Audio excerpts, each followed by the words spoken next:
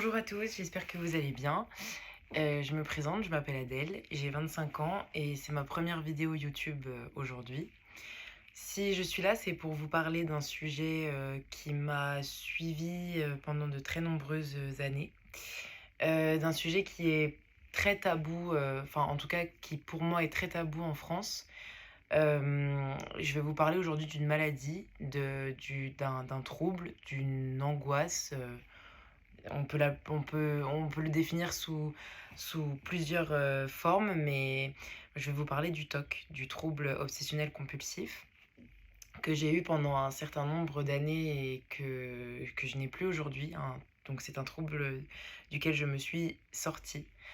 Et si je suis ici aujourd'hui, c'est pour justement pouvoir témoigner voilà, d'un long parcours que j'ai eu à travers ces TOC, d'un long parcours que j'ai eu Heu, à travers, on va dire de nombreux autres comportements, addictifs, parce que je n'ai pas toujours eu que les TOC dans ma vie en termes de comportements, addictifs, parce que c'est une addiction. C'est comme, on peut le comparer à quelqu'un qui a des angoisses et qui du coup, boit de l'alcool ou, tous les à répétition tous les jours, ou comme quelqu'un qui prend de la drogue, enfin voilà. Je suis là pour un peu, heu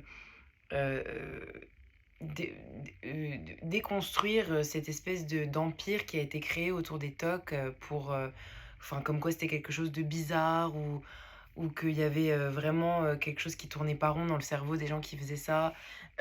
Non, je suis là vraiment pour témoigner. Je suis une jeune fille de 25 ans, j'ai souffert de ça pendant de très nombreuses années et c'est extrêmement, heu angoissant d'avoir ce genre de choses, parce que c'est quelque chose de honteux dont on n'a pas envie forcément de parler à beaucoup de monde, même aux personnes de confiance, même aux amis qu'on a depuis très longtemps, même à notre conjoint. Enfin voilà, on n'a pas spécialement envie de parler de ça parce que c'est très particulier. Et voilà, je suis là aujourd'hui pour un peu casser ce tabou, et puis surtout si je peux apporter de l'aide à quelqu'un. Je sais que moi-même, j'ai sombré dans des périodes très noir, et j'aurais aimé trouver un témoignage, qui m'aurait donné un peu d'espoir, un peu de bienveillance, et puis surtout de voilà, de quelqu'un qui a de l'expérience par rapport à ça et qui m'aurait raconté son histoire. Voilà, et pas uniquement de tomber que, sur, des émissions de plateau télé avec des médecins, des présentateurs qui sont là: «Alors oui, le TOC, parlons-en, qu'est-ce que cette maladie?» Non, on est là aussi pour, parler différemment de la chose, parce que c'est plus complexe que ce qu'on pense.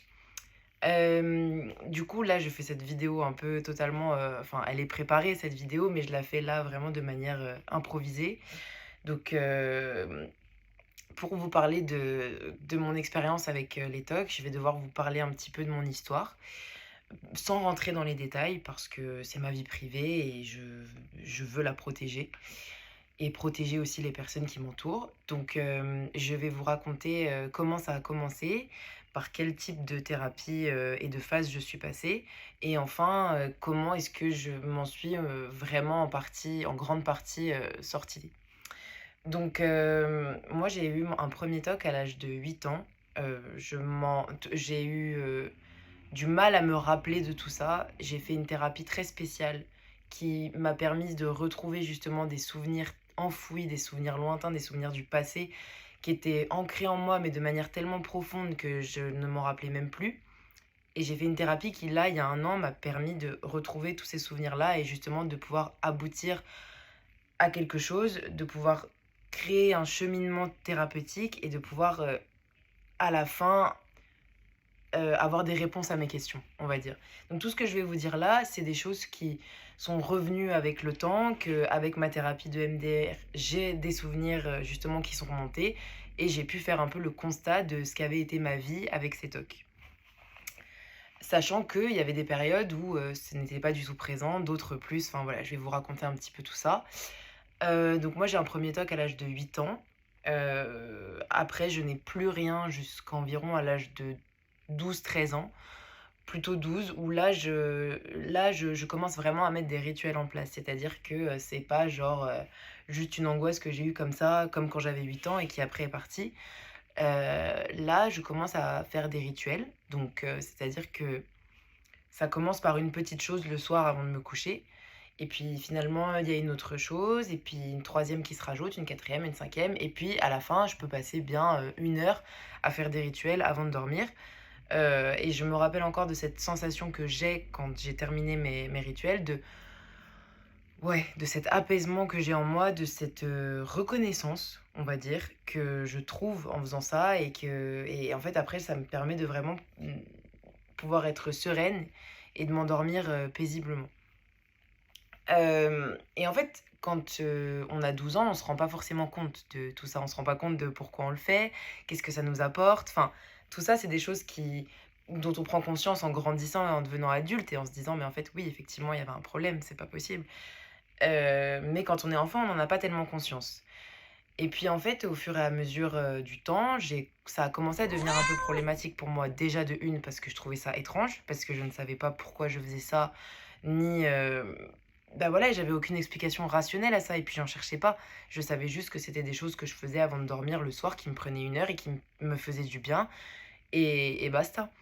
Donc à force d'en faire, j'ai commencé à avoir de plus en plus de difficultés, c'est-à-dire j'avais de plus en plus d'angoisse. Du coup, j'appréhendais le fait d'aller me coucher, j'avais peur de ce moment-là parce que je savais que c'était le moment des rituels qui arrivaient et donc que j'allais devoir faire des rituels et les recommencer si jamais ça n'allait pas.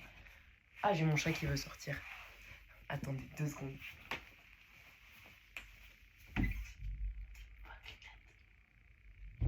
J'avais même pas vu qu'elle était là. Oui, donc du coup, je vous disais, voilà, ça commence à devenir problématique pour moi, et puis, voilà, enfin, je commence à en parler à mes parents. Oui, parce que chose très importante que je n'ai pas forcément dit, c'est que je n'ai pas eu des TOC, par hasard. C'est pas venu comme ça. Il y a énormément de théories différentes sur les TOC. Il y en a qui disent que c'est génétique et uniquement génétique. Il y en a qui disent que c'est génétique et que, la famille, enfin, en tout cas, l'environnement dans lequel on vit et dans lequel on évolue joue un rôle principal là-dedans. Donc certes, il y a peut-être une part de génétique, mais l'environnement dans lequel on grandit, dans lequel on se construit est très important vis-à-vis des TOC.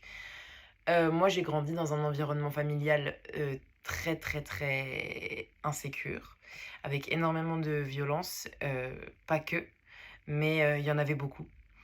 Et c'était extrêmement insécurisant pour moi, sachant que ça a commencé quand j'étais très jeune, toute petite, et que ça a perduré jusqu'à j'allais dire jusqu'à encore aujourd'hui, mais non, on va dire, ouais, jusqu'à mes 19-20 ans. Euh, Expression de merde, revenons à nos moutons. Donc je vous disais, voilà, je commence à être perturbée par ces petits rituels que je fais à 12 ans. Et du coup, je décide d'en parler à mes parents, qui étaient encore ensemble à l'époque, car ils sont séparés aujourd'hui. Je décide d'en parler à mes parents et ils ont une réaction très mature par rapport à ça, parce que c'était quand même des gens, enfin c'est quand même des gens intelligents qui prennent la chose en main, donc qui m'emmènent voir quelqu'un. Et quand je dis qu'ils m'emmènent voir quelqu'un, on est ici pour briser les tabous, donc qui m'emmènent voir un psychologue. Un psychologue clinicien qui travaille beaucoup avec les enfants, et qui a une soixantaine d'années. On va l'appeler Monsieur G, car je veux rester dans l'anonymat pour cette personne. Je ne sais toujours même pas si elle exerce encore aujourd'hui. Du coup, il m'emmène voir Monsieur G. Et je développe une relation assez... Enfin, il y avait quelque chose de très paternel avec lui. Comme j'ai jamais été très proche de mon grand-père, du côté maternel, je projetais quelque chose avec ce monsieur, et donc je me suis tout de suite sentie très à l'aise. J'ai parlé justement voilà, de ces rituels, de ces choses que je faisais. Je pouvais même pas encore placer le mot rituel à l'époque parce que j'étais trop jeune. Donc je lui ai dit que voilà, que que je faisais ça avant de dormir, que je comprenais pas pourquoi, et comment ça se passe avec papa et maman. Papa et maman, il y a ça, ça, ça, voilà. Euh, donc j'étais je pense qu'avec le recul, maintenant, je me rends compte que j'étais très seule face à toute cette insécurité familiale qu'il y avait autour de moi. En fait, j'étais très seule, et je pense, et je l'ai compris au fur et à mesure du temps, que mes tocs étaient là pour m'apporter justement cette sécurité et pour me rassurer tellement je me sentais en insécurité avec l'ambiance familiale qui régnait. Donc, à l'issue de ces premiers entretiens avec le psychologue, je me rappelle que les tocs s'apaisent au fur et à mesure.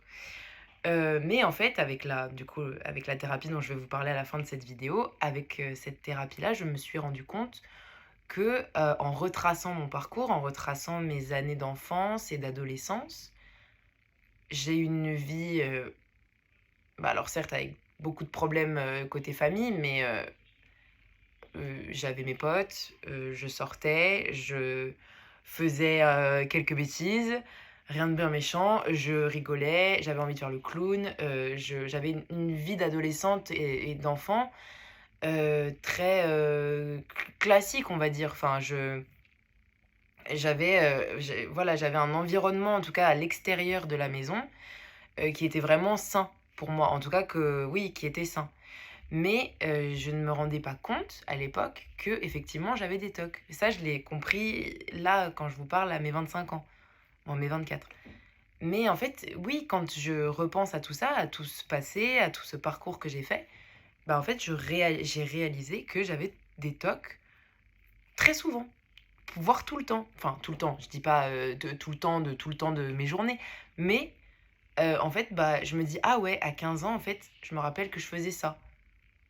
Ah, à 16 ans, je me rappelle que c'était plus autre chose». Mais en fait, c'était des choses qui n'allaient pas prendre un pas énorme sur ma vie. Enfin, c'est-à-dire que c'était quelque chose de quotidien, que comme quelqu'un qui, quand il arrive chez lui, je sais pas, il nettoie ses chaussures parce qu'il a envie d'enlever la saleté, de toute la journée qu'il a passée.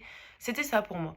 Mais il y avait pas de pensée, trop encombrante par rapport à ça. Il y avait pas de, il y avait pas de gros mal-être, en tout cas pas conscient de, enfin non, il y avait pas de gros mal-être qui m'empêchait de vivre, qui m'empêchait de faire ce que j'avais envie de faire. Voilà, et j'en suis arrivée à ce point, là, plus tard, bien plus tard, au stade où, OK, là, c'est saturation, j'y pense tout le temps, j'angoisse tout le temps, c'est horrible, je ne vis plus. Ça, il y a eu, mais bien plus tard. Donc en fait, je me suis rendu compte que voilà, l'adolescence est passée comme ça, mais toujours avec des petits tocs. Toujours un petit peu comme ça, sans que ça prenne le pas sur ma vie. Et il se produit quelque chose quand j'ai 17 ans. Bah, déjà à l'époque, donc j'ai 17 ans, mes parents sont déjà séparés et je suis en année de terminale et là je plonge dans une autre forme de comportement, addictif. En fait, je me rappelle qu'à l'époque, j'ai une première rupture avec on va dire mon premier copain bah, voilà, de première du coup, et je commence à basculer dans l'anorexie en fait. Et en prenant conscience, bien plus tard toujours, je prends conscience qu'en fait, plus j'ai basculé dans l'anorexie, moins les TOC étaient présents. C'est-à-dire qu'à un moment donné, je me suis retrouvée en fait à me dire: «Ah oui, c'est vrai que ces années-là, vu que j'étais anorexique, bah, je pensais plus du tout aux TOC en fait, bah, j'en avais plus». J'en avais plus parce que j'avais basculé dans un autre type de comportement addictif. Et en fait, je me ouais, j'en avais plus en fait, j'avais plus de TOC, j'étais devenue anorexique. Ça me permettait, je dis ça aujourd'hui, bien évidemment, je ne le pense pas, mais à l'époque, ça me permettait vraiment de me concentrer et de focaliser sur quelque chose pour ne pas trop subir de la pression émotionnelle que j'avais, à la maison. Et et puis en fait, bah, voilà, mon année de terminale se passe comme ça, je deviens anorexique, ça devient un peu plus compliqué pour moi, les sorties et cetera, parce que du coup, il y a toujours ce rapport avec la nourriture qui est compliqué, les restos, tout ça, enfin, je plonge un peu dans un truc pourri. Et puis après, bah, une fois que l'année de terminale, s'achève, ça a été un peu la dégringolade pour moi, dans ma vie. C'est-à-dire qu'en fait, le fait de quitter, la maison familiale, pour moi, enfin, dans mon inconscient, je pense, avec tout le recul que j'ai aujourd'hui, heu, en fait, ça m'a permis de, enfin non, ça m'a permis de rien du tout. Cette, cette envolée justement qu'on attend quand, surtout quand on grandit, enfin moi j'ai grandi en Bourgogne, entre la Bourgogne et Paris, mais principalement en Bourgogne, et du coup j'attendais ce moment aussi où j'allais pouvoir me barrer de chez moi, surtout vu les conditions, partir de chez moi, faire ma vie, et j'avais prévu d'aller à l'étranger 1 an, et je suis partie à l'étranger beaucoup moins d'1 an, et j'ai été, on va dire rapatriée, parce que j'étais dans un état d'urgence, assez, grave. Et en fait, je me laissais, complètement aller. Je me laissais, on va dire, je peux pas dire que je me laissais mourir parce que j'ai jamais ressenti vraiment une envie de une vraie envie de mourir, une pulsion de mort, j'en ai jamais ressenti, j'espère ne jamais en ressentir, mais en tout cas, voilà, j'allais très mal. J'allais très, très mal. Donc ce qui fait qu'en fait, je suis restée 1 an de plus dans cette maison familiale et ensuite je suis allée faire mes études supérieures sur Dijon.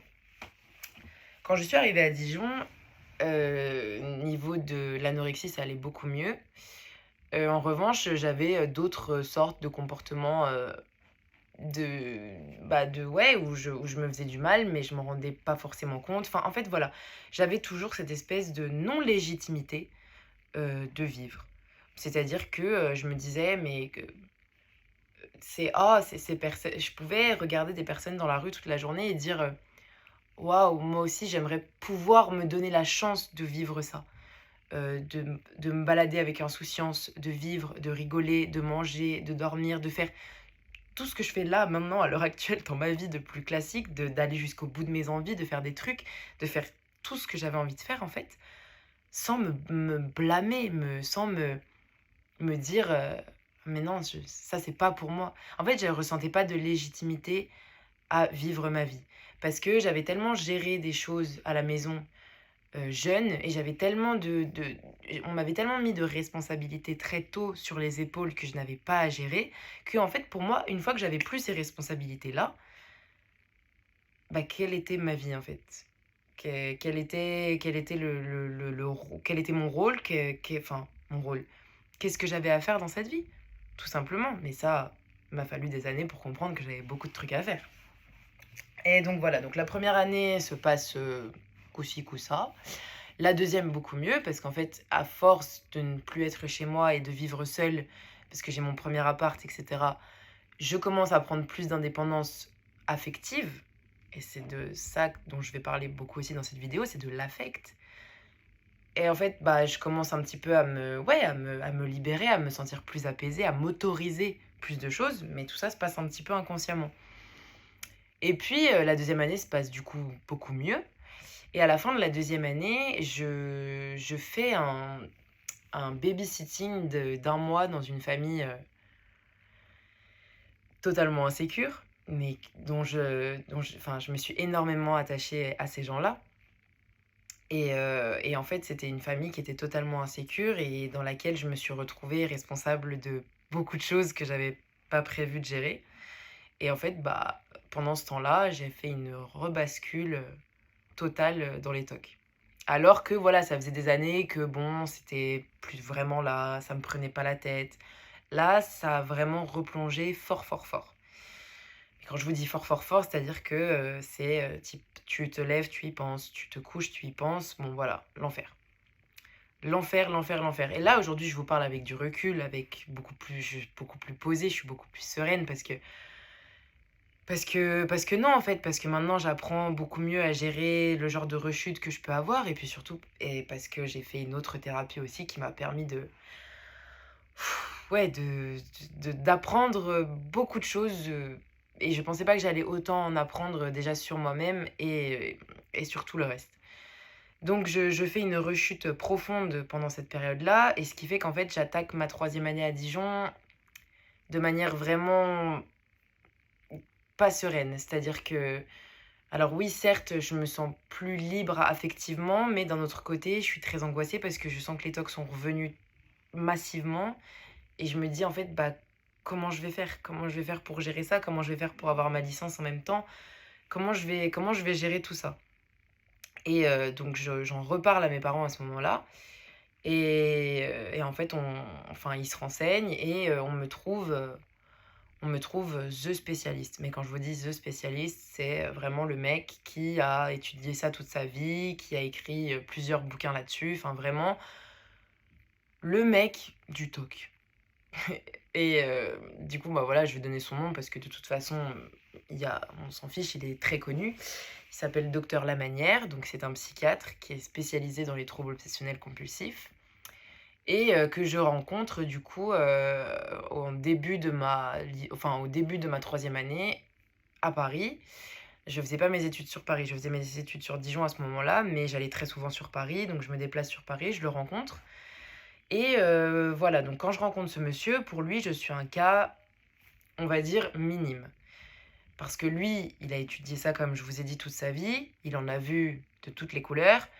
Et il me dit, voilà, en fait, pour lui, ce qui est important, c'est combien de temps je passe par jour à y penser, combien de temps je passe par jour à le faire, est-ce que ça me prend beaucoup d'énergie. Enfin, voilà, on parle surtout d'aspects très concrets, parce que lui, il faut savoir que c'est un psychiatre. C'est pas un psychothérapeute, un psychologue clinicien, tout ça. C'est un psychiatre. Donc lui, il va droit au but. Pour lui, c'est mathématique, c'est scientifique, c'est tel type de comportement amène à tel type de comportement. Lui, voilà, il fait de la psychologie comportementale. On va dire qu'il n'y a pas de, il y a pas de clinique, il n'y a pas de on revient dans le passé, etc. Non, pas du tout. Lui, c'est là, maintenant, comment. Très terre à terre. Et du coup, ce docteur me dit, bon, écoute, je vais te donner des exercices à faire. Et tu vas prendre en plus un traitement antidépresseur. Donc, sur le coup, quand il me dit tu vas prendre un traitement antidépresseur, je suis assez dubitative parce que j'ai 20 ans. On me parle de prendre un antidépresseur. Bon, j'ai 21, bon bref, je suis jeune. J'en ai 25 aujourd'hui, je suis encore jeune. Et du coup, je suis un peu dubitative par rapport à ça. J'en parle à mes parents qui me disent ils ont un peu du mal avec l'idée, mais je fonce. Je fonce pourquoi? Parce qu'au bout d'un moment, je me dis ok, là, je suis en train de parler à un spécialiste qui est en train de m'indiquer vers telle et telle chose. C'est un spécialiste, il a étudié ça pendant des années. Alors ok, on fonce. Donc, je commence à prendre le traitement antidépresseur et je ne fais pas les exercices qu'il me demande. Je vais vous expliquer pourquoi. Je ne fais pas les exercices qu'il me demande parce que j'avais besoin d'une autre explication. J'avais besoin de plus et en fait, pour moi, le TOC représentait quelque chose de terrorisant. Pour moi, c'était de la peur. C'est-à-dire que quand les TOC m'atteignaient à un point où j'y pensais énormément, ça se transformait en peur. J'avais l'impression à ce moment-là, quand je pouvais faire des crises ou quand je pensais mal avoir fait un TOC ou quand il fallait que je fasse ça, enfin quand je me disais qu'il fallait que je fasse ça, j'avais vraiment la peur au ventre, quoi. C'était pas quelque chose de uniquement maniaque, dans le sens où je suis maniaque, il faut que je nettoie cette tâche, sinon je vais pas me sentir bien. Alors peut-être que oui, effectivement, l'aspect maniaque a aussi une part d'anxiété, de peur, etc. Sûrement. Mais c'était vraiment de la peur au ventre que j'avais. De la peur au ventre. Et du coup, faire les exercices, pour moi, n'avait pas de sens. Parce qu'en fait, j'allais avoir encore plus peur. J'allais me sentir encore plus mal. Moi, tout ce que je voulais, c'était reprendre ma vie comme... Je voulais reprendre ma vie et juste ne pas y penser, en fait. Juste comme quelqu'un que je vous dis, il rentre chez lui, il nettoie ses chaussures parce que pour lui, ça le rassure, ça enlève les saletés de tout ce qu'il a trimballé durant la journée. Bref, je m'égare un peu. Donc voilà, je ne fais pas les exercices. Énorme erreur. Énorme erreur parce qu'au final, je me suis retrouvée bien bête après. Et le traitement que je prends me bouleverse un petit peu au début et puis après fait ses effets. En fait, je recommence à me concentrer dans mes cours. Je rencontre quelqu'un à ce moment-là. Je rencontre un mec et je passe beaucoup de temps avec lui. Donc ça aussi, ça fait sortir la tête de ça. Je passe beaucoup de temps avec, avec ma pote avec qui je suis H24 à Dijon. Je sors beaucoup, je travaille beaucoup. Enfin voilà, je me refixe dans des trucs très importants pour moi. Enfin, que j'ai envie de faire. Et il y a le traitement, je pense, qui fait aussi une bonne part son effet. Et voilà, au niveau détox, ça va beaucoup mieux. J'en ai, comme d'hab, mais tout va bien, ça me prend pas la tête, c'est chill. Donc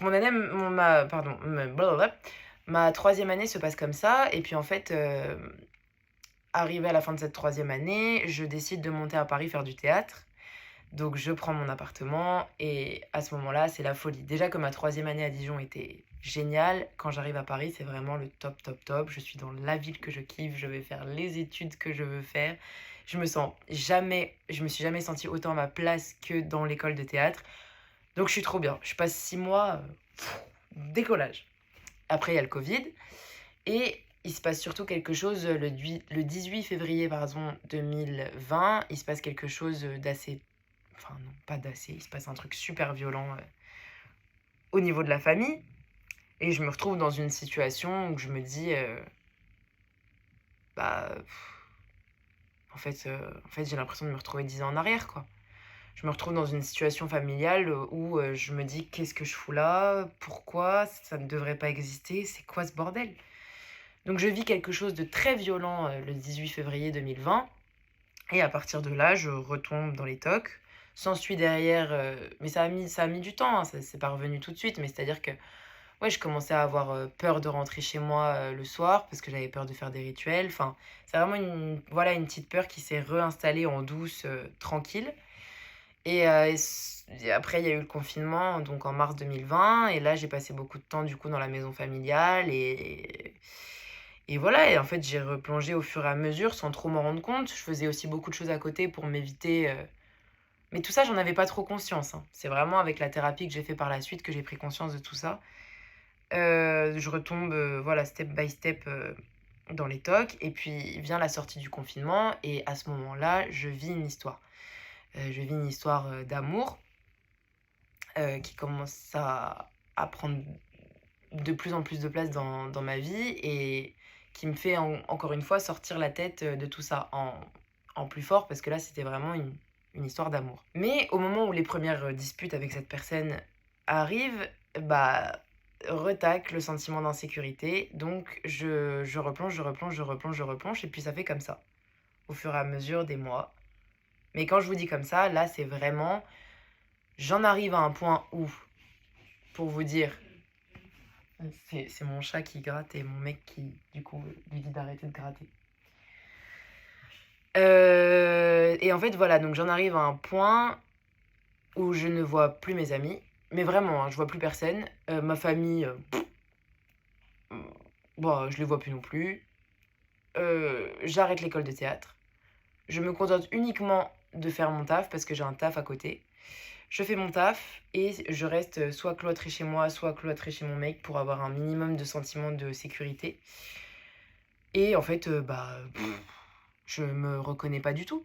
Je me reconnais pas du tout et en fait, ça devient l'enfer. Ça devient l'enfer au fur et à mesure parce que en fait, des tocs, plus tu en fais, plus tu as besoin d'en faire, plus tu les nourris, plus ça grossit et j'en arrive à un point où en fait, je veux tellement éviter tout, je veux tellement éviter de faire tout le moindre rituel que tout devient problématique et encore une fois, je rentrerai pas dans les détails parce que c'est trop intime et ça regarde surtout personne ici. Mais si aujourd'hui quelqu'un me regarde à des tocs et jusqu'à ce point-là où justement c'est le point d'enfer, où il n'y a plus que ça, où on est sans arrêt en train de psychoter, où on y pense du matin jusqu'au soir, où même on en fait des rêves, enfin des cauchemars, et où on se lève avec la peur au ventre, on se couche avec la peur au ventre, parce que c'est vraiment ça que j'ai vécu, et où on se dit même que, on n'a pas forcément une pulsion de mort, mais on se dit, mourir serait plus apaisant que de vivre ce que je suis en train de vivre. Peut-être que mourir serait mieux en fait. Quand on arrive jusqu'à ce point-là, je peux vous dire, si vous me regardez aujourd'hui et que vous en êtes à ce point-là, vous allez vous en sortir. Vous, en tout cas, vous pouvez vous en sortir. Vous pouvez vous en sortir, vous avez les moyens. Il faut juste accepter. Moi, ça a été ça la première chose la plus difficile à faire, ça a été d'accepter. Ça a été d'accepter de passer par cette phase-là, d'accepter de passer par... j'en ai eu un moite. D'accepter de passer par cette phase super down où tout ce qu'on a, notre joie de vivre n'est plus là, où en fait on se trouve horrible intérieurement, physiquement, où on devient aigri en fait, on devient méchant parce qu'en fait on se frustre tellement avec ça que du coup on voit tous les autres qui sont là, qui font leur vie et qui comprennent pas pourquoi nous on est dans cet état-là, qui les personnes où tu as envie qu'elles te prêtent de l'attention, elles le font pas, mais pourquoi? Mais parce qu'elles en savent rien, enfin voilà, on mélange tout. En fait, on mélange tout et on est complètement dans notre bulle, aspiré dans cette merde. Pardon, hein, désolé, mais il y a pas d'autre mot. On est complètement aspiré dans cette merde et on fait plus attention à ce qui se passe autour. On est comme ça, on a des œillères, on voit même plus que nos amis, il leur arrive des bails de ouf, on voit même plus que il y a des membres de notre famille qui vont pas bien et qu'il faudrait qu'on soit peut-être là aussi pour les aider. Enfin, on se rend pas compte qu'on est en train de foutre en l'air notre couple parce que moi j'ai failli perdre mon couple de nombreuses fois pendant cette période-là. Et voilà, on a complètement la tête dans l'eau en fait. On a complètement la tête dans l'eau et c'est un enfer. Et c'est un enfer. Voilà, mais on s'en sort. Et j'en suis la preuve aujourd'hui. Enfin, la preuve. On peut s'en sortir. Et je peux vous garantir qu'on s'en sort. Et si j'étais pas tombée aussi bas, je pense que je ne me serais pas rendu compte forcément. J'ai toujours su que j'avais une grande force, mais je ne me serais pas rendu compte de à quel point mon instinct de survie était plus fort que tout, en fait. Enfin non, mon instinct de vie, pardon. Et justement, parce qu'en fait, quand on est dans cette phase-là, quand on est dans le down total, on est là en mode survie. Et justement, moi, si j'étais pas tombée dans ce mode-là, survie, je me serais pas rendu compte à quel point mon instinct de vie était aussi fort. Donc pour vous raconter comment je me suis un peu dépatouillée de tout ça, du coup en septembre 2020, j'entame pardon, une thérapie de MDR. Alors le MDR, qu'est-ce que c'est? Je suis pas bilingue de ouf, je me débrouille. Certaines personnes diront que c'est pas le cas, mais je me débrouille. Mais je vais vous dire précisément ce que c'est parce que j'ai pas envie ni de faire de faute d'élocution, ni de dire n'importe quoi. Donc la thérapie de MDR, ça en anglais, ça veut dire le Eye Movement Desensitization and Reprocessing, ce qui veut dire en français désensibilisation et retraitement par les mouvements oculaires.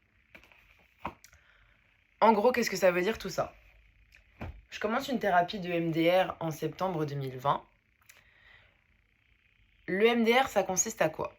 Ça consiste à revivre, enfin à te faire revivre, donc à te faire évoquer dans un premier temps des souvenirs traumatiques, à te les faire revivre, donc c'est-à-dire voilà, tu vas fermer les yeux, tu vas repenser aux sons qu'il y avait, aux odeurs, tu vas revisualiser les images de ce qui s'est passé, etc. Donc en gros, voilà, ton psy va te le faire revivre, donc ce sont des psychothérapeutes qui font ça. Pour les personnes qui sont intéressées vraiment, vous pouvez m'écrire en message privé, je vous donnerai le nom du thérapeute que j'ai été voir. Mais j'ai pas envie de l'afficher ici parce que c'est pas un spécialiste des TOC forcément et j'ai pas envie de lui faire de la mauvaise pub entre guillemets. Donc en fait voilà, on revit des souvenirs traumatiques et en fait le but de la thérapie c'est de se les réapproprier autrement. C'est-à-dire de désensibiliser ce que ça nous fait quand on y repense. C'est-à-dire qu'admettons, je vais parler d'un souvenir traumatique, je vais le revivre, je vais faire mes exercices de visualisation, de tout ce qui est les odeurs, les sons, etc. Et à un moment donné, au début, on va dire, on va qualifier à combien ça me perturbe sur 10. Enfin, sur une échelle de 1 à 10. Et on va le refaire. Ensuite, à combien on recalcule, on revoit à quel point pardon, c'est que ça me chamboule de parler de tout ça. On refait donc jusqu'à quel point ça me perturbe. Et voilà, et on fait ça. Donc, un souvenir peut prendre 2 séances, comme 3, comme 4, ou alors un souvenir peut prendre une seule séance. Enfin, ça, c'est vraiment au feeling, c'est vraiment en fonction Ah putain, il a augmenté le son. Donc en fait, ça dépend vraiment du souvenir, de vous, de votre sensibilité, enfin voilà. Et en fait, au début, quand j'ai commencé cette thérapie, j'étais un petit peu, pas sceptique, mais je me disais, ouais, bon, c'est un peu comme l'hypnose, moi je suis pas réceptive à l'hypnose. Et en fait, bah, il a fallu du temps, du temps, du temps, des mois, et en tout, j'ai fait, je crois, plus d'1 an et demi de thérapie, donc on va dire pratiquement 2 ans. Mais je crois plus 1 an et demi que 2 ans, mais bref, c'est pas très important, c'est un détail. Mais en fait, je pense que j'avais besoin aussi d'un réel temps pour que sur tout ce dont on avait travaillé, tout ce qu'on avait réévoqué, tout, tout- toutes ces choses qui, qui étaient tellement pas justes pour la petite fille que j'étais, qui ne méritait pas forcément ça, bah, en fait, il a fallu du temps pour les infuser en moi, en fait. Et il a fallu du temps pour infuser tout ça en moi et pour infuser cette légitimité, en fait. Que peut-être j'avais pas encore réussi totalement à m'accorder, tout simplement. Et je me rappelle que du coup, pendant ces périodes où je voyais plus personne, où j'étais devenue très fermée, très sombre, il y a eu un grand moment où en fait j'ai beaucoup réfléchi. J'ai beaucoup réfléchi et puis je suis arrivée à un point avec les TOC où je me suis dit: «Bah, soit, je veux pas vivre comme ça. Je veux pas vivre comme ça, je refuse de vivre comme ça, c'est pas possible, je veux pas. Je veux pas passer à côté de ma vie, je veux pas vivre comme ça, c'est horrible, je veux pas me lever avec la boule au ventre, me coucher avec la boule au ventre, sachant que je sais ce que c'est que la vie, je sais ce que c'est que aimer vivre. Moi, je veux pas de ça. Je veux pas de ça, c'est pas moi ça, c'est pas moi. Donc je me suis dit: «Ah mais je vais être claire avec vous, brute, cache pistache. Soit je me suicide et je suis pas suicidaire, soit, je mets un grand coup de pied là-dedans». Et en fait, pour arriver à foutre ce grand coup de pied là-dedans, il m'a fallu du temps de réflexion, des mois de réflexion. Donc pour vous dire que ça se fait pas comme ça se fait pas du jour au lendemain. J'ai eu la chance d'avoir, eu du soutien de mes proches, de mon entourage, de ma famille, de mon copain, à qui un jour j'ai tout balancé parce que forcément on a des tocs, on les cache, bon voilà. C'est quelque chose de honteux qu'on cache énormément et on n'a pas à le faire, on n'a pas à avoir honte. Je vous dis, c'est comme quelqu'un qui, bah, qui tous les soirs, bah, il boit pour apaiser ses angoisses. Bah, ouais, il y en a qui font des tocs en fait pour apaiser leurs angoisses. Il y a rien de honteux, il y a rien de honteux, il y a rien vous n'avez pas à vous accabler, à vous dire que vous êtes une personne horrible parce que vous faites ça, à vous dire que vous êtes bizarre. Non, vous êtes pas bizarre. Des angoisses, tous les êtres humains de la terre en ont. Chacun voit comment il peut les gérer, à quelle manière. S'il part dans des comportements comme ça, comment est-ce qu'il peut, à un moment donné, revenir à lui et se dire: «OK, voilà, pourquoi, comment, où on va, qu'est-ce qu'on fait?» Il faut en parler, c'est super important. Moi, le fait d'en avoir parlé à mon entourage, parce que au fur et à mesure, une fois que la phase acceptation était passée, il y a eu la phase déculpabilisation. Est-ce que ça se dit? Je ne sais pas, mais j'espère. Déculpabilité. Hmm. Où, voilà, il fallait que j'accepte que bah, j'étais pas présente pour mon mec, que j'étais pas forcément présente pour mes potes, que j'avais arrêté ce que je voulais faire. Voilà, il a fallu à un moment donné me dire: «OK Adèle, là tu es mal. Là tu es mal, tu acceptes et et on y va. Et advienne que pourra». Enfin, advienne que pourra. On verra. Pour l'instant, là, maintenant, tu es mal. Tu as besoin d'accepter et pas te dire: «Je suis mal, mais en plus, je fais du mal aux autres, mais en plus, je suis une mauvaise personne, mais en plus, je suis une mauvaise copine, mais je suis une mauvaise amie, mais je sais pas ça, mais je sais pas ça». Ça, va falloir l'enlever parce que déjà, si on a ça, on s'en sort pas. Ça va encore plus nous mettre dans la merde. Donc, on accepte, on déculpabilise et on parle. Voilà. Ensuite, on va vers des thérapies. Moi, j'ai recontacté entre-temps le docteur Lamanière avec qui je me suis bien fait engueuler pour pas avoir fait les exercices, mais on a repris le traitement. J'ai repris mon traitement, j'ai continué ma thérapie de MDR, je lui en ai parlé. Il y a des thérapies d'exposition qui existent aussi, c'est-à-dire les thérapies d'exposition nous mettent face à ce qui nous fait peur. Si vous avez des rituels avec certaines choses, bah, pendant ces thérapies-là, vous pouvez être amené à les faire, à les voir, à les sentir, à les toucher, enfin à faire des choses que vous n'avez pas l'habitude de faire justement parce que vous avez des rituels avec. Hem, voilà, je pense, c'est important de voir plusieurs types de thérapies, que ce soit passer par des médicaments, passer par de l'hypnose, passer par du gestalt thérapie, passer par de l'EMDR. Enfin, il faut vraiment trouver ce qui nous correspond. Moi, l'aspect psychiatrique ne me suffisait pas. Il me fallait plus, il me fallait de l'affect. Il me fallait quelque chose, en tout cas, d'émotionnel. Parce que j'ai déjà appelé ma mère quand j'avais des crises par rapport au TOC et elle me disait: «J'ai l'impression de t'entendre pleurer comme quand tu avais 5 ans». Donc moi, j'avais un énorme travail sur l'émotionnel à faire et je suis tellement heureuse de l'avoir fait et je ne regrette rien du tout et j'ai cumulé aussi cette thérapie par les médicaments parce qu'on ne va pas se mentir, beaucoup de gens dans la vie prennent des antidépresseurs, beaucoup de gens ne le disent pas parce que c'est encore tabou alors qu'il y a des millions de personnes en France qui en prennent. Hem, je vois pas pourquoi le TOC serait honteux. Je vois pas pourquoi on aurait plus de mal à en parler que les troubles de l'alcool, les troubles du tabac, les troubles de la drogue, et cetera. On a tous, quelque chose, on a tous des angoisses, on a tous des peurs. Voilà, à un moment donné, on est humain, OK? On est humain, c'est OK. J'ai 25 ans aujourd'hui, j'ai fait une thérapie d'1 an et demi, j'ai eu des TOC pendant 10 ans, à des périodes comme ça, à des périodes comme ça, à des périodes comme ça. Voilà, aujourd'hui, j'ai compris. J'ai compris beaucoup de choses et ça fait du bien. Et ça fait du bien et ça fait du bien des fois de tomber très bas et ça fait du bien d'aller chercher au plus profond de soi-même et si vous êtes, dans l'entourage de personnes qui ont des TOC ou si vous êtes vous-même quelqu'un qui en a, ne baissez pas les bras. Ne baissez pas les bras parce que vous allez voir qu'en fait, même quand on pense vraiment qu'on est foutu, mais c'est loin de l'être. Vraiment, c'est loin de l'être. J'étais je vais arrêter parce qu'il a mis son son fort, ça va m'énerver. J'ai pas envie de m'énerver sur la vidéo en mode, voilà, l'apparence, tout ça. Hem, je suis très heureuse d'avoir fait cette vidéo. J'espère que vous la commenterez. J'espère que vous me direz ce que vous en pensez. J'espère que même si j'ai 20 vues et que j'ai pu aider une personne, j'en suis mais la plus heureuse, franchement.